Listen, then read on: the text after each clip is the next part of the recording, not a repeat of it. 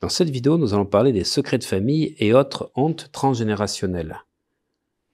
Alors par exemple, nous allons commencer par quelque chose qui fait mal au cœur, mais ce sont les enfants abandonnés, ou les enfants morts-nés ou morts en bas âge. Les enfants abandonnés sont souvent des fantômes dans l'arbre généalogique. Alors des fantômes parce qu'en plus il est impossible de remonter la lignée et parce que la souffrance engendrée a difficilement été surmontée. Quand des nouveau-nés étaient abandonnés, ceux-ci étaient déposés en général devant ou dans une église dont ils héritaient en guise de prénom le nom du saint protecteur et en nom de famille le saint du jour. Les enfants mort-nés ou les fausses couches peuvent être source de fantômes psychiques parce que leur perte n'a bien souvent pas été évoquée. Les enfants qui vont naître après souffrent d'un manque d'attachement de la part de leurs parents, parfois une froideur qui est marquée par la douleur non cicatrisée des parents, ajoute à la crainte de perdre de nouveau un enfant. Vous repérerez peut-être dans l'arbre que vous ferez tout à l'heure, l'arbre psychogénéalogique, les femmes mortes en couche quand le décès de la femme coïncide avec la naissance ou le décès d'enfant.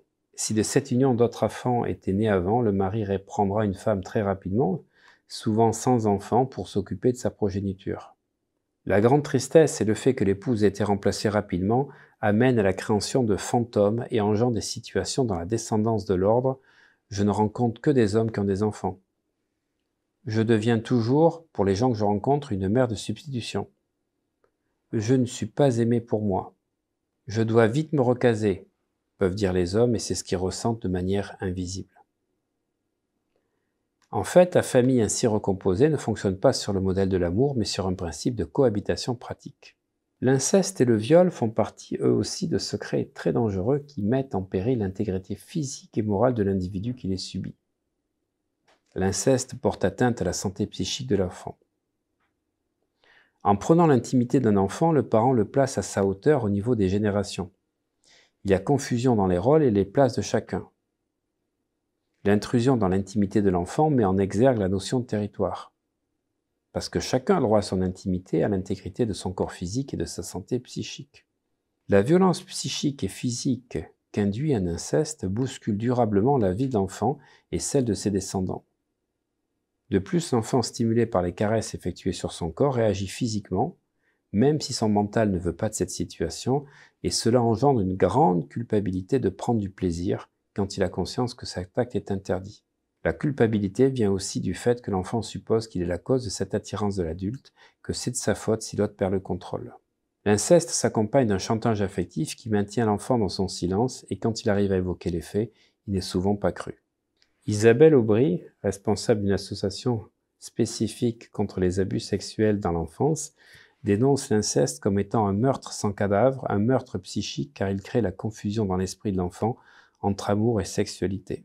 Les conséquences de la présence d'inceste dans les générations précédentes peuvent être la peur des autres, des phobies inexpliquées, la peur des hommes, l'impossibilité de se laisser toucher par quelqu'un, la consommation excessive de nourriture pour ne pas se rendre désirable, ou au contraire l'anorexie, la déconnexion du corps et de l'esprit, comme par exemple une addiction au travail. Tous ces symptômes ne sont pas forcément des indicateurs qu'il y a eu dans la famille un inceste, car d'autres facteurs entrent en compte. Mais ceci peut vous indiquer de vous intéresser à ce qui s'est passé dans les générations précédentes. En ce qui concerne le viol, qu'il soit commis au sein de la famille ou par un étranger, il engendre un besoin de réparation. Il s'agit avant tout de réparation physique et psychique. Et cette répétition de situations de viol dans une famille peut induire des croyances telles que les hommes sont tous des salauds, tous des porcs, que les femmes sont toutes des salopes, toutes des putes. Il faut toujours avoir de la bienveillance quand on aborde ces sujets, parce que les personnes à qui on peut parler de ça ne sont pas forcément en capacité d'entendre les faits qui se sont déroulés dans leur famille. Autre sujet qui fait des secrets de famille, c'est l'immigration. Donc l'immigration, qui désigne l'entrée dans un pays donné de personnes étrangères, va effectivement impacter les générations suivantes.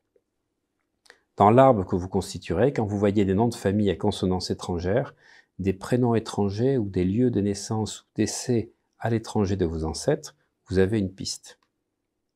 Il faut aller chercher la cause possible du départ de l'étranger. Épidémie, guerre, tremblement de terre, rivalité dans la famille, chômage. Des personnes, par exemple, ne veulent pas entendre parler d'allemand.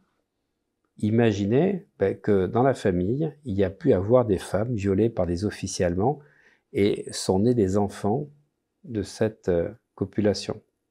La croyance alors véhiculée que l'autre est un danger. Puis on va retrouver chez toutes les personnes qui ont quitté leur pays, qui ont immigré, tristesse, regret, exclusion, impuissance, perte et sentiment de déracinement. Au niveau de l'homosexualité, nous pouvons trouver plusieurs facteurs qui peuvent influer l'orientation sexuelle de certaines personnes vers l'homosexualité. Les attentes des parents qu'il y a pu y avoir pendant la grossesse, qui attendaient une fille et qui ont eu un garçon, le comportement des hommes envers les femmes ou des femmes envers les hommes, qui ont en fait construit un modèle identitaire, et puis la découverte de viol ou d'inceste dans la famille, et puis la découverte de notre sexualité et les croyances véhiculées dans la famille qui ont généré une honte.